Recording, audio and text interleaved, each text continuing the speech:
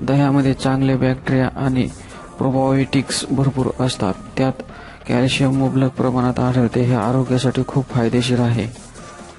लहान मुले असोत की मोठी, सर्वांनाच दही खायला आवडते. काही लोक दही साखर घालून खातात, तर काही जण मीठ घालून. जेवताना बहुतेक लोक मीठ मिसळून दही खातात, पण सगळेच मीठ मिसळून दही खातात.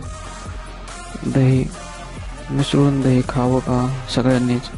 दह्यामध्ये कॅलरीज मुबलक प्रमाणात आढळतात. प्रथिने, व्हिटॅमिन डी, कॅल्शियम, फॉस्फरस आणि लॅक्टोज यांसारखे पोषक घटक देखील त्यात आढळतात. रोज दह्यामध्ये मीठ मिसळून खाल्ल्यास पित्त आणि कफाचा त्रास वाढू शकतो. दह्यात हलके जिरे खाऊ शकता.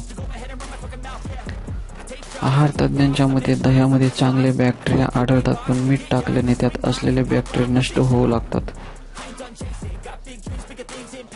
दह्यात मीठ टाकल्याने तुमच्या पचनसंस्थेवर वाईट परिणाम होतो. यामुळे गॅस आणि ब्लोटिंगची समस्या उद्भवू शकते. चेहऱ्याची